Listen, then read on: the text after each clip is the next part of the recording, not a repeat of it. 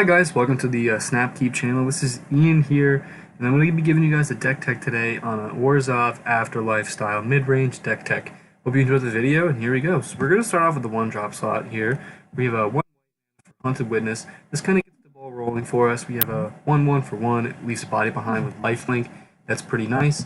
Our second and our 2-drop slot, we have a Tithe Taker, which is awesome, great card. I found using this in the deck against multiple slower strategies. It makes our opponents cost 1 more to activate abilities, and our opponents 1 less unless they're mana abilities, and it has Afterlife, which is a huge important theme. So this is a great card I find. Cast down for simple removal. We only have a couple of those per run. And Orzhov Enforcer. There's about 4 of those bad boys. This card, I can't speak how good it was in my testing. It was unbelievable. It trades so well. It pretty much, nobody wants to trade down to it, and it blocks everything in the format. It's just a very, very good blocker. Really recommend that card. Our next, we have a couple more 2-drops. Imperious Oligarch. This is more of a filler. It has Afterlife. It's Vigilance. Definitely take this out before you take out anything else in the 2-drop slot. In our 3-drop slot here, we have Midnight Reaper. It's basically a card draw engine for our deck. It's pretty nice to have a couple Afterlife guys. You could sacrifice a couple reasons, and you could get a bunch of bodies necessarily, and you get to draw some. Midnight Reaper's huge. It gets killed pretty easily, pretty often. Usually it hits with removal spells almost constantly. It's hard to stay on the board because of that potential of card draw. People like to get rid of it right away. We also have Playcrafter, which I found to be one of a standout all-star in this deck. It's so great to play the card and rip a card out of your opponent's hand, especially on turn 3, which is a great turn to do that. And we're able to sacrifice our earlier drops to it to create a bigger board state while our opponent loses creatures potentially. Our next card, we have this Mortify. It's a simple removal spell. It gets rid of enchantments too. Pretty useful in the deck. We have 4 of them. This is pretty much our cast down. This is the only removal we really are running. And right here, we have Vajani.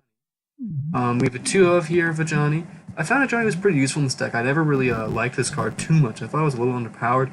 But in this build, I really do find that it makes our smaller creatures really effective. Here we have 3 Seraph of the Scales, and I know most people will run 2 Tessa and 4 Seraph, but for price reasons I ran 3 and 3. I really found that this was a great card. It trades really well because of the Death Touch ability. It makes people not want to trade with it.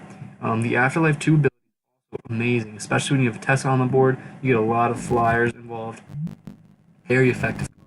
Definitely would recommend playing 4 Seraph. They were good enough to play 4. I just didn't because of price reasons. And Tessa is definitely an all-star. You find yourself wanting this card a lot. I play a lot on turn 4 Seraph because of the potential to make my smaller creatures more impactful in the game.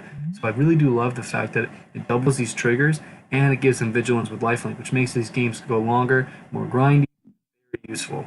We have Divine Visitation as our top of our curve here. I didn't really ever activate it in my 10 games I played. I did find that it was potential. Once I put it on the board, it was almost game over, and the next turn I pretty much had wrapped it up. Once you kind of activate it and your ability to use it becomes, exponential when you're able to sacrifice things or attack into creatures or block knowing you're going to lose creatures, it's definitely usually already over. The game is almost done. You're pretty much on the drive. We're going to go into the sideboard now, and classic Duress. You want 4 Duress in this deck. Coming up against any kind of control match, or maybe Burn, you want to rip one of those spells out of their hand. 4 Duress there. Any kind of mid-range deck, you might want to use Argo's Bloodfast Control. Gives you some card draw, life, but definitely great card draw engine here. Flame Procession is more for mid-range matchups. You want to try to get rid of some of their more hard to get rid of creatures or permanents. This Wrath right here is any kind of deck that wants to create a board that might overcome your board. You want to make sure you can wipe it because it's not that bad losing our creatures, especially if we're gaining life and coming back with more of a board because of our Afterlife. Here we have a Eternal Absolution. This is kind of for more mid-range decks, I'd say. It makes our creatures just a little bit better and our tokens a little bit more valuable. It's a pretty decent card. I would only really bring it against a hard. And last but not least, we have Consecrate and Consume. It's another way to interact with our graveyard and force our opponent to sacrifice creatures, so it's another way of removal. And we definitely do like this sideboard. I didn't find myself putting it in that often. Our sideboard in this is only really specifically for decks we can't handle that well, like control and mid-range decks that pair well against us. So if you guys like this deck tech, I got some games coming up for you. I hope you enjoy the video, and see you in a second.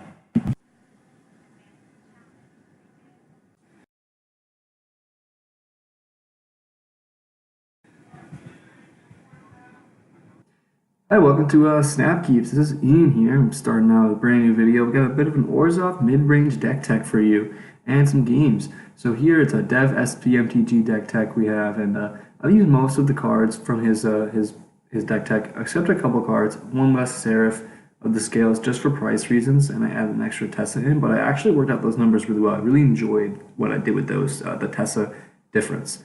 And so this is a highlight game, so this is the second game 2. I know I'm playing against a Grixis style deck, which is more of a control-based deck. I put Duress in from the sideboard, so I have an opening hand, turn 1 Duress. This is an ideal hand. This is a snap keep right here. I'm able to tax my opponent, Duress them, and then playcraft them. That's ideal. That's a very good hand. So turn 1 Duress, we're going to see what the opponent's working with here, and we're going to see that we have a Thought Eraser. We're going to get rid of that thought. We have to see that they only have Niv's Mizzet and 3 lands. So now he's got no gas. Opponent can't play the Mizzet, so we know what his hand is. We took out that 1 card advantage and the engine that he had, and we pass it back to him. He gets to draw 1 card, so he's got 1 unknown, 4 known, plays a Soul for Falls, and he's just going to have to pass the turn. He doesn't have any plays to make, and I have a lot. So we're going to draw a Midnight Reaper. We're going to play the Godless Shrine. We really do need to curve out to 4 mana in this deck, or else the deck kind of falters and it doesn't really hold very light in late game. It doesn't hold up very well. So we play Tide Taker though, which is a perfect card to have against the Grixis deck. You want to make sure you play that card right there. Boom, it's great. 2 mana, tackles your opponent. It has Afterlife, so it syncs up really well with the synergy of the deck.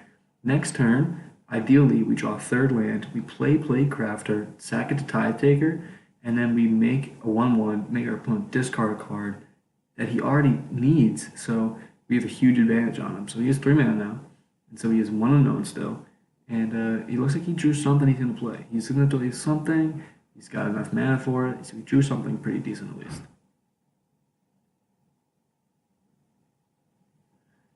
Opponent's thinking about it over. He's thinking it over. He plays pretty slow, our opponent, in this game, honestly. He's going to tap all 3 mana here. And I think he thought the tax on Tide Taker was affecting what he was going to play. And it turns out it was only a 2 mana spell. He's not going to need the 3 mana. He taps all out, though. Uses that extra red mana for no purpose, really. He uses Thought Erase. And he's going to look at our hand. He's going to see what we're working with here. And he's going to take the Playcrafter, ideally, because it'll rip another card out of his hand, which he can't afford. Even though he'd probably like to get rid of some of those threats, it does not make sense to keep the Playcrafter in my hand. So he's smart. He takes the Playcrafter. And the Thought Eraser is now in the graveyard. It's in the bin. So we have a huge advantage now. These 3 cards in hand. We have all the gas, but we need that 3rd mana. We need to draw that the next land to keep this game going in our direction. And right off the top, we get an Isolated Chapel. Perfect, ideal draw. He's landing on the board.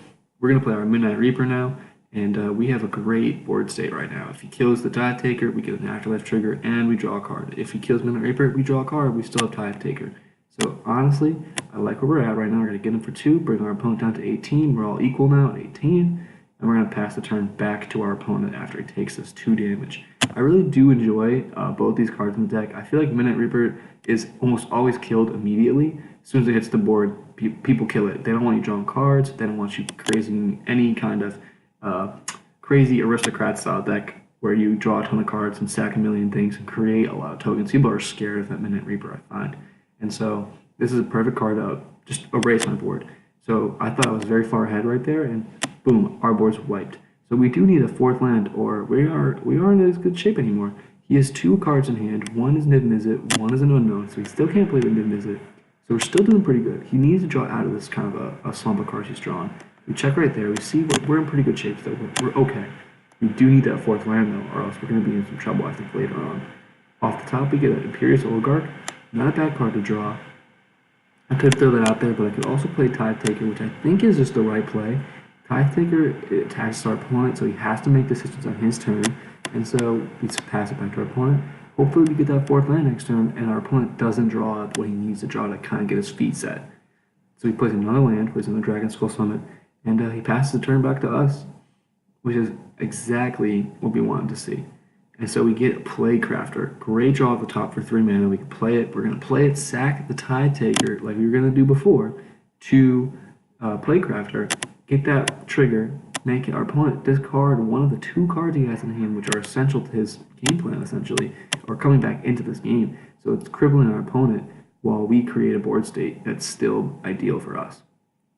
And so I could have done this post-combat, which I should have done. There's a little bit of misplay, but we ripped that opponent's card out of his hand. We hit the Div Mizzet in the bin now. He's 1 card in hand, it's 1 unknown. And so I think we're in pretty good shape right now. If we just need that 4th land, and we could be really pressing the envelope against our opponent, really making our opponent feel the pressure of us.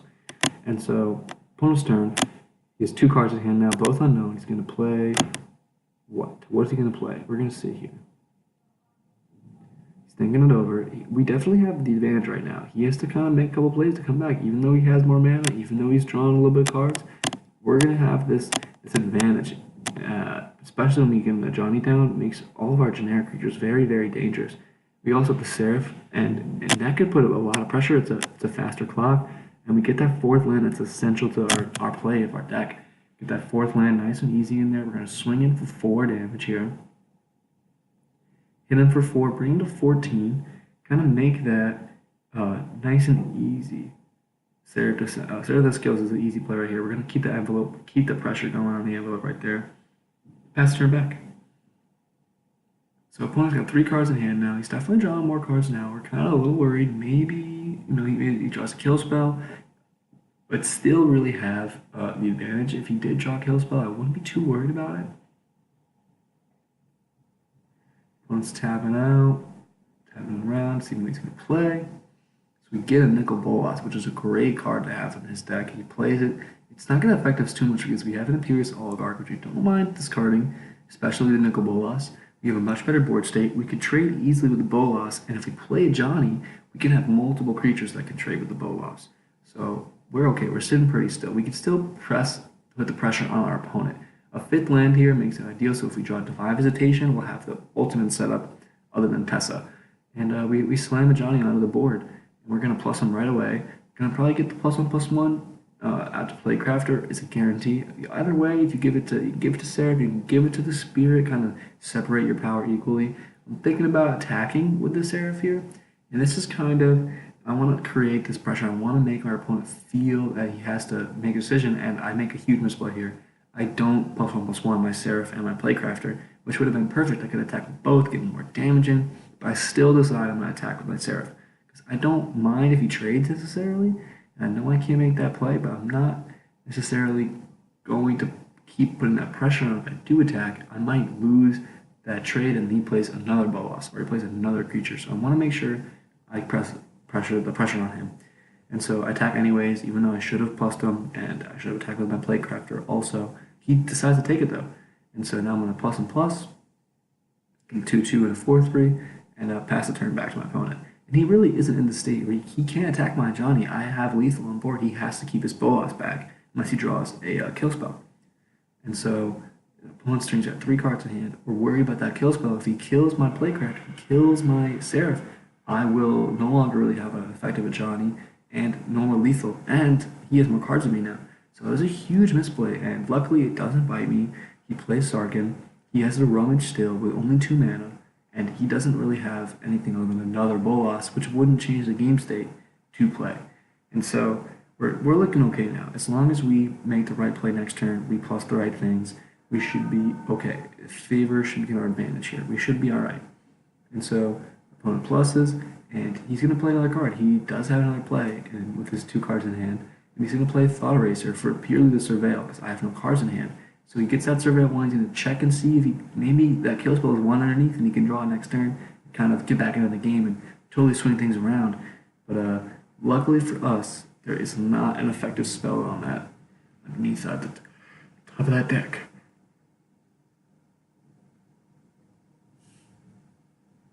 So our opponent has to hold back, has to keep that Sarkhan alive. He's got to kind of keep that for defense here, and he's going to pass the turn back to us, where we're going to be able to make all the decisions here. Off the top, Mortify, I mean, couldn't have asked for a better draw. mortify the Kobolas, and I'm going to go straight to our opponent here and not mess around with a Sarkin. We have lethal on board. He's tapped out. He's got one card in hand. We're not too worried about it. This is pretty much a GG in the books right here. Easy, destroy that creature, and that's pretty much the game. We'll swing out and get an easy kill right here with a not a big board state, but a very effective one. And this is a perfect ideal. You curved out, you're able to beat an opponent that kind of faltered a little bit in the beginning, and that I think is a very important part of this deck. It builds a board state quickly. Alright, we're going to hop into this. So right here we have our opponent, and it's our opening hand here, and that's a Snapkeep. We have a very good curve. 2 mana, we can kill something, we can play our Orzhov Enforcer, we can hopefully curve out into a Seraph or the Tessa. Speak enough about how good this 2 mana 1/2 Death Touch Afterlife 1 is. It sinkwells the whole deck. It trades up almost all the time. It's a great turn 2 play. A lot of times people leave it on the board, and then anything in the format without flying and trade up effectively is a 2 mana 1/2 Death Touch. It's just a very effective card, and so we're gonna make that play. Get that board state going on. We see black from our opponent, so we don't know for sure what it is yet. I'm thinking Mardu, potentially creature strategy, and we see black-red. Alright, it's Mardu. So we know for a fact it's Mardu. Or not Mardu, sorry. It would be... and so we give a Pyromancer come down. We don't like that too much, you know. It's going to hit us right there. And we could trade easily though, and leave a body behind. I don't know if I want to ideally trade my 1/2 with the Pyromancer, but we can play this all cards we will trade with if he does attack. And a Witness. Now we have a lot of creatures. We can all create a board state, even if we have to trade, which is a deal. We like that. And so, pass turn back to our opponent. We have a very impressive board state. He only has 2 mana. He's only able to hit me for another 2, so he's still hitting in damage pretty frequently. And we are okay with that. We'll take the 2 damage. We have a better board state than him. This is a good draw here. We have 4 mana though, and we can play Tessa or Seraph. And I'm thinking playing Tessa because we can now trade equally, get burned out, you know, attack into the opponent's creatures, pressing the envelope for us, and create multiple tokens. So this is good. And our opponent's smart. He needs the damage on board, so he takes the 4. Smart by our opponent. Third land, he gets the third source of mana. So now he can play, you know, I'm not sure if this is a creatures style deck or a burn style deck yet. He could play that 3 mana Lord, which is very, very good in this deck. Or he could play pretty good burn spells now. He plays Theater of Horrors, which is a little bit of a smart card. But we're not too worried about it now. We're kind of way ahead on board. We have another land, we can play taps. And we could really make this effective. We can make him sack a creature and swing up again. We can play Seraph of the Scales and make another turn and have more Afterlife. We can kill one of his creatures, and then next turn we can kill one and make him sack one. So we're in the driver's seat. We have the advantage here. We're going to swing out with our team. Besides Tessa, we got to make sure he doesn't double block Tessa. That triggers. So we're going to have the middle 4, bring our opponent down to 12. And if we're essentially racing, I'm going to win this race right now. I'm going to have a much bigger board state, a much faster clock than him in just a couple turns. So he's really falling behind now. He needs to make a big play next turn and keep his board state the same. And he's just not going to be able to do that because I'm going to be able to sacrifice my hunter to play Crafter, create another 1/1 where he has to create nothing. He sacrifices 1, and I get 2 tokens because of Tessa. So huge swing. Plus, deck, you can't beat it. That's the best ability you can have. And we have blockers on the back end of that too. He just doesn't have any kind of any effort. But if there's one card that can bring him out of this bad board state, is Sword Point Diplomacy. He can draw 3 cards, make me lose life if they're very good. He's able to kill one of the lifelink tokens, which is but just not really effective in the long run because he's going to have to get rid of a lot more creatures to stop this huge board from assuming itself on him. And so he's going to rob. Now he's got Blood Crypt, and he feels he needs to put it in untapped. He needed that, burn that 1 token. To use now Sword Point Diplomacy, he's going to try to get this nice 3 cards in. It's really effective. I do like this card. Usually I'm picking 1 or 2 cards and I'm taking damage, so it's doing its job, and the opponent's still getting cards out of the advantage here. So it's pure card advantage, and it's burning me. But in this case, I don't see an impact at all. I mean, the 3 cards in his hand could be effective, but those 3 cards won't change the game. And so I let him have all 3, which is the first time I've ever done that. That card is honestly, it's very underrated. I do enjoy Sword Point Diplomacy. I think it's definitely have a good place in this deck. It's very good. It gives you card advantage and burns your opponent if they choose to. And so, very effective card. Attack really right now. Kind of swing out here and blocks.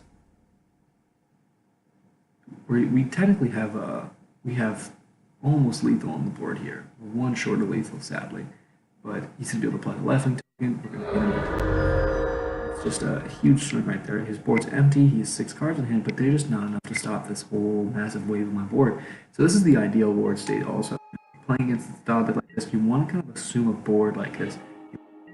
Possible for your opponent to value attack. You don't want them to swing into your opponent. If your opponent does swing in, you want to be able to have the board state where you're not going to lose any advantage. And so we go into our sideboard right now, and you can see I got the Duress, the Arcos Bloodfast, got a couple 6-mana plays for more mid-range decks. We have a couple Wraths. So I'm thinking take out the Tithe Taker, and in retrospect, I should have taken out my Oligarch and put in these Wraths. I was thinking it's potentially a more creature-based deck. He just kind of ran badly, ran poorly. And so, looking back on it now, I should have put the rest in instead.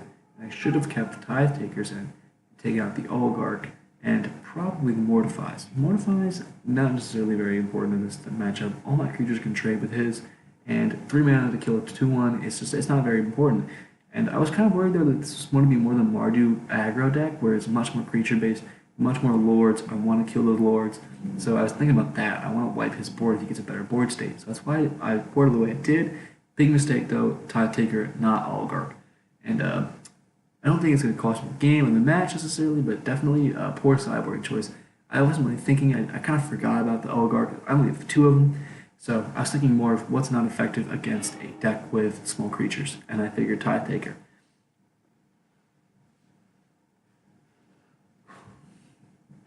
We got a pretty good hand here. We got 4 mana, which is ideal because that's where our curve really kind of tops out other than Visitation. We want that 4 mana, so it's ideal. We have a good kill spell, so this is a keepable hand. Definitely not the best, but it's keepable. So we're going to drop a Swamp past the turn back to our opponent. He kind of has a slow start, didn't play a moment spell. Dragon Skull Summit, not bad, 2 mana, gets the down, hits us for 2. He has the advantage in the board state right away. This is for the 2, and it passes turn back to us. But here we're going to play the Plains, we're going to play the Enforcer, and we're going to have a board that will be able to sustain another turn to come after the Enforcer is gone. We're already off to a pretty decent start in that respect. Our opponent, on the other hand, has no play on turn 3, and that is huge for us. We're able to come back and play Midnight Reaper and have this ability where if he wants to kill a creature in combat, we'll be able to draw cards not want us to do. We're going to try to press the envelope, make him make a trade so we can draw a card, but Lightning strikes our Midnight Reaper instead, and we draw a card and we get a land out of the way. But sadly, now this really isn't a profitable attack. We hit him for 1 and he'll be able to hit us for 2 minimum. And so looking back on this, probably wasn't the right play to do that. I probably should have kept my creature back and made him make the decision of attacking me. And so he hits me for 2, down to 15. Not liking it too much, and Electrostyle Field comes down, and I really undervalued the board. I did not think it could be such an impactful card, but you'll see later on how important it is for our opponent. We get to our 4th mana. We have Midnight Reaper to play again. We could definitely do that. It almost always gets killed.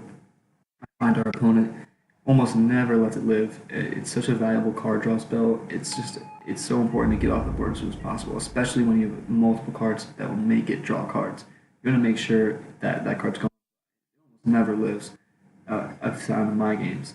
And so our opponent gets to 3 mana. I'm worried about the Lord still, but he gets Point Diplomacy, so he's going to hit.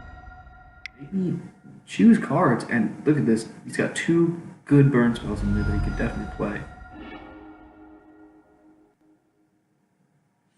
And so I'm thinking, Carnival and Carnage, I can't let him have this card. He can make me discard card.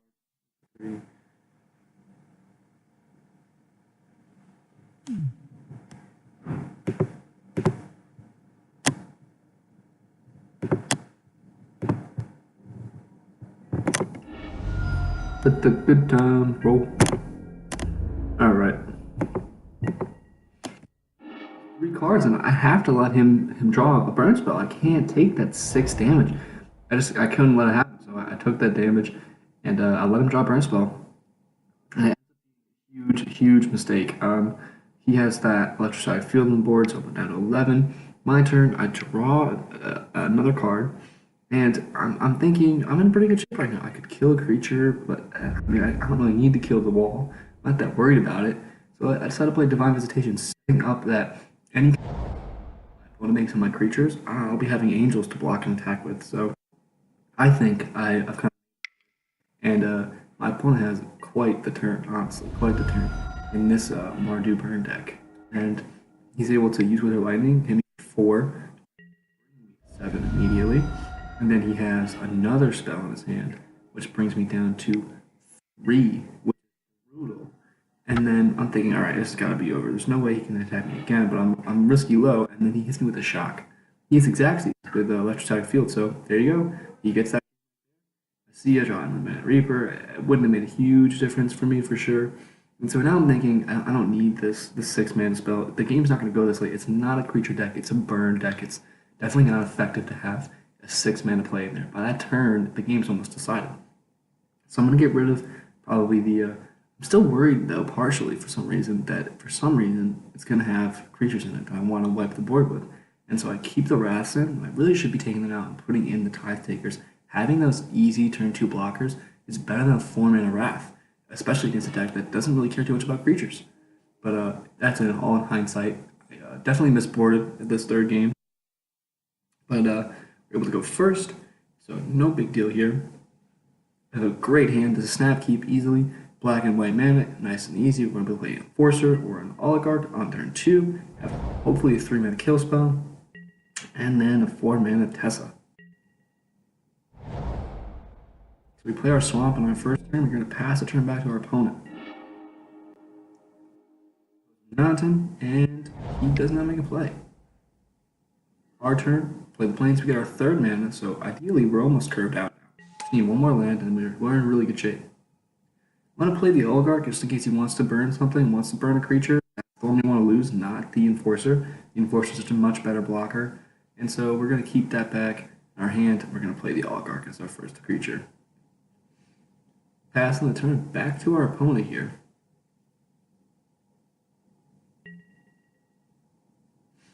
If our opponent would ever let us pass the turn back to them.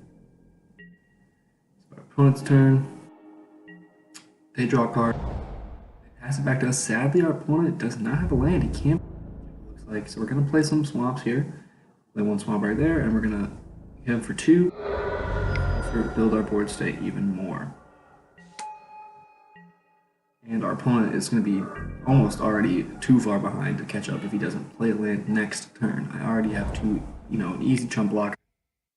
He needs to have a burn spell available, and he doesn't need a land. And so at this point, at 4 mana with a Tessa on board and 2 Afterlife creatures, my board state is so much more advanced. So much for it's looking very grim already for my opponent. When they hit him for 3, bring down to 15, make it a 3-turn clock, and he's got to find land fast. It's turn 4, still no land for our opponent. Sadly, it's not a very interesting game, going back and forth. Definitely not. But finishing off this match, I was able to clear out perfectly. Did what I wanted to do. He shot.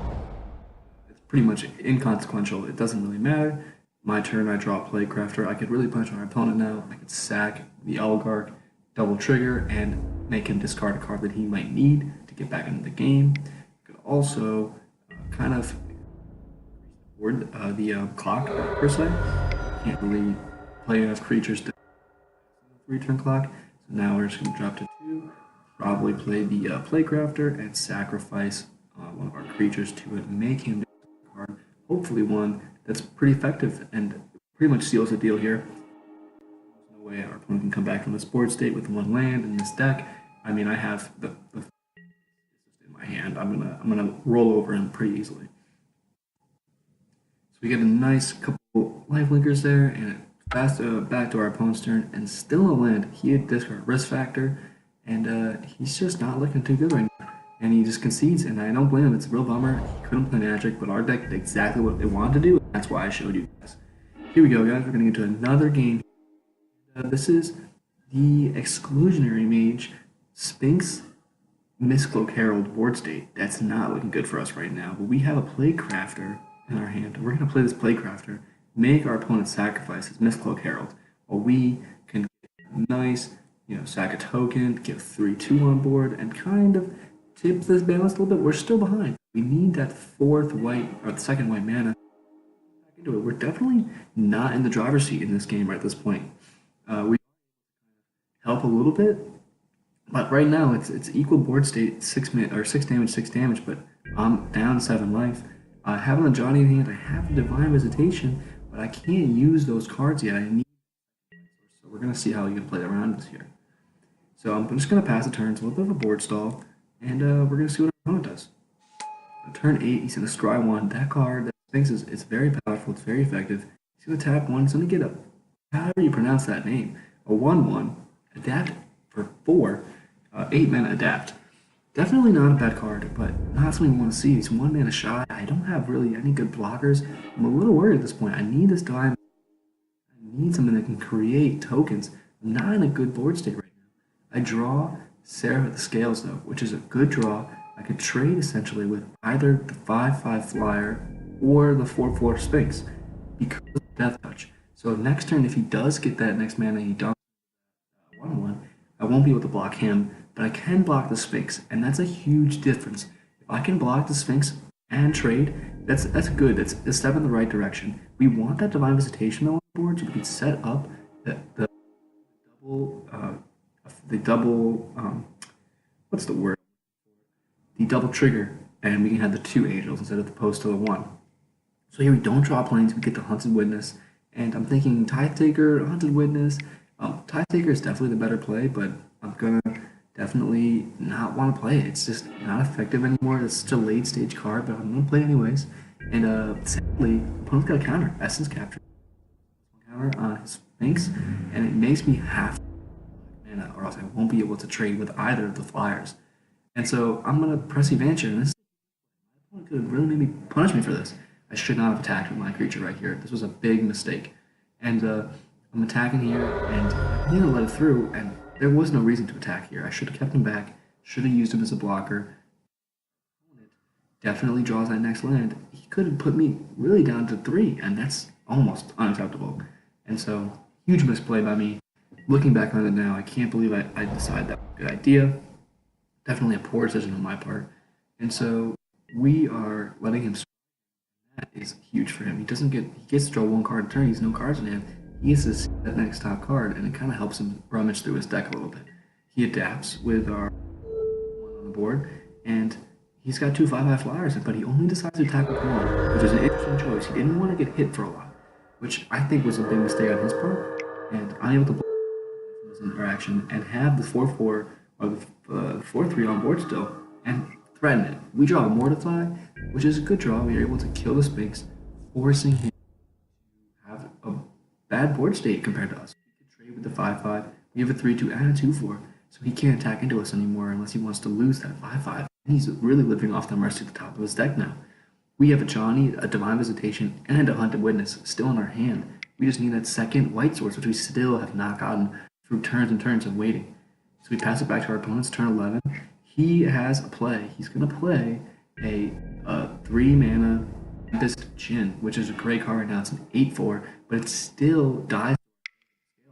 So he can't press the envelope. He still has to sit back. Here, Playcrafter, not a bad draw. We could play Hunted Witness, get that trigger maybe, make 1 if we need to, and Playcrafter. We could sack the Hunted Witness to the Playcrafter, get those 2 triggers, and make him get rid of his 2/2. So now his board state is a little bit more tricky that we built ours even more. So this is ideal. This deck, this is what you're seeing what this deck wants to do. Even when it doesn't have the perfect curve, it fights. It's pretty good. It might not be the best deck, but it definitely is a fun deck to play. It does survive, it's very resilient, but the legs late game, you need to get that second white mana. You need to have 4 mana ideally and 2 white. It has to get. If you don't have the double white, you can't play Johnny, and you can't play Divine Visitation. You need that 5th mana for Divine Visitation, but you need 4 mana to make this deck have legs and really make it worth a lot. And so we're going to pass our opponent back. We don't really have a board state attack into our opponent. We wouldn't have any valuable trades. We would be much further behind, and they can crack back for lethal. We can't. And so our opponent now, he realizes that if he does attack, he'll basically lose all advantage he has. And so it's more of a stall. Still can't find that white mana after 4 turns. So we're going to play Imperious Oligarch, and we're going to pass the turn back to our opponent. And hopefully we'll be make a difference in this later stage of the game where we can maybe draw a second plains and play or play this Divine Visitation, make a big difference. The play definitely would be a Johnny. We don't want to play attack into our opponent where he just blocks our tokens and then swings back for lethal. We want to make sure we play our Johnny, but we still can't get a plains off the top. That white mana source, we just can't find it. We swing with our Vigilance, and I don't know why he does this, but he gladly trades. And my 2/1/1s, I'll take 2 more flyers in the year. Yes, thank you, please. So we get a couple of lifelink flying Vigilance. Spirit tokens, perfect. We're going to play another Oligarch too, and our board state is just progressing perfect right now. Our board state's great. We're just looking for the second white mana. That's the only thing that's holding us back. And our opponent is drawing as well as us. Even though we haven't gotten that plains, he is not drawing as well. But finally, off the top, we get this plains. We play our Johnny. We're able to really put pressure on now. He needs to come up with an answer quickly to what we're doing. Before, it was just, what do you get at the top? What do you get at the top? And now, I can play these really impactful cards. I can set up the ultimate board state for this deck. Tessa, Seraph of the Scales, a Johnny, and a Divine Visitation. It can't get any better than that. So we're going to put a counter on Seraph, but I'm going to put a counter on Playcrafter. But instead, I go for the 2 Spirit tokens. Thinking if I need to make a trade, if I need to attack into something, we're going to spread the damage out, especially the things that can gain us life, making this game last even longer. So we want to make sure we prolong. I don't think it's time to attack yet. I don't want to attack into that just yet. I'm back to his turn 15. Our opponent, 10 mana, finds a Mystical Carol. That's it. And so we pretty much starting to have the favor in this. We have a Johnny, plus again, creating more tokens that are bigger, but Vigilance and Lifelink. We have a Seraph that can trade with either of those big flyers, and we have 2 Playcrafters and a Tessa. So we have a huge advantage. Well, Midnight Reaper is not a bad draw, but we're gonna definitely plus a Johnny, plus tokens, making them 4/4, so 8. That's half our opponent's life total right there, and we're going to gain that back right away. So I put it on the tokens. I was thinking about maybe putting both on the spirits, but you want to spread it out. You don't want to be able to let one guy block the biggest, spread the damage. And so I put it on the Playcrafters, allowing them to do 4 damage each. So now if they want to block the Seraph and Playcrafter, they're going to have to let through a lot of damage in the air. And so Midnight Reaper, allowing them to block those non-token creatures, we're going to draw cards from it. So we have a very, very good board state. All the best cards are on the board for us. The Divine Visitation is more ideal. We get some great triggers off this. Midnight Reaper, we draw a couple more cards, get more card advantage, and growing our board state. We're in the driver's seat right now. We might have less life than our opponent, but we're attacking 1 turn and finishing our opponent straight up. And so it goes 16, this game is never ending, and opponent gets Curious Obsession. He's able to hit a Johnny for 2. Actually attacks a Johnny for 3, which I think is a very interesting play. Doesn't make much sense to me now looking back on it. He needed those blockers to stay alive. At this point, it looks very futile for him. He doesn't really have any way to kind of escape this in a mono blue tempo deck. He kind of needs the ground. He needs to have the advantage already. This point in the game, he doesn't go long like this usually, and so usually it's 10/4 versus 5/5 flyers, so they can finish the job. But with Seraph of the Scales holding, it's hard, and I have another one in my hand. And so at this point, I think I'm doing some math. I'm thinking, all right, if I plus these and then I attack a couple times, I should be able to finish off our opponent. So I'm figuring, just doing some math. I want to make sure that if I attack, that he can't crack back, kill me, and have the ability to just finish me next turn. So I'm thinking about what I'm going to make my play with. I'll also play a Seraph of the Scales to block next turn. Also keep back 2 bat tokens maybe. our spirit tokens just as blockers and lifelink. So I'm just doing some quick math here. You always want to make sure you have your math right, especially when it's a deciding factor of the game. If it's that last turn, you need to make sure, it's a crazy board state like this. It's turn 16. You want to get it right. Make sure your math is correct. Don't make a simple mistake. And so I'm just thinking it over, making sure I'm making the right decision here. And so I'm going to cast Divine Visitation. So when he makes these blocks, he might have to, I would create 4 blockers. And so I'm just thinking, what if I don't do that necessarily? What if I just attack outright, then play Seraph Skills? So looking back on it now, either play is pretty good. I think I could have played the Divine Visitation, but he could have just blocked our tokens and really not have costed us to. He would have had to block actually the Seraph. And he could have just blocked Playcrafters and made us really not effective in that respect. And so he's going to block all 3 of those guys. Going to hit him with the lifelink. We're going to get him Death Touch. We're going to trade with the 5/5, and he thinks he's going to keep his 5/5. But he really isn't. I'm going to have another Seraph, even though we're going to trade with the 5/5. At this point for our opponent, I'm going to draw 4 cards. I'm going to have 4 more tokens on the board for flying. This game is over. He can't draw a card next turn that will change this board state for his better. So this game is essentially over, and I hope you guys enjoy it. Works. It's a really fun game. I really enjoyed recording with this deck. It was definitely difficult to beat a lot of the tier decks. Beating the mid-range green decks and great at going long. It's very, very difficult with this deck. If you're looking to kind of just bring some into FNM, it's not too expensive, it's not cheap, so it's still competitive. This is the perfect deck. This deck can win some games. It's got great cards in it that have great synergy, and it's a lot of fun. It's a great creature deck. It's kind of low to the ground, and it's easy to play. And if you're looking for something cheap on MTGO to play that's competitive, I would recommend this deck. It's not bad. It definitely, with some playing, it could be very good, very powerful. I went 3-7 in 2 leagues with it. I won a lot of games, though. It was very competitive. Kind of fight my way into a couple matches I thought I was never going to win. And there was times, though, when it was just kind of struggled through.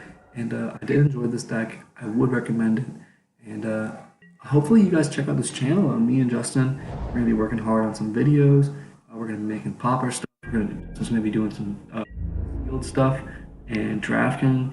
We're going to have a lot of content for you guys. I hope you guys standard deck soon. So I hope you guys enjoyed the video. I hope you guys enjoyed my content. If you do, give our channel a subscribe and check in later for some content from us. Alright guys, have a good one.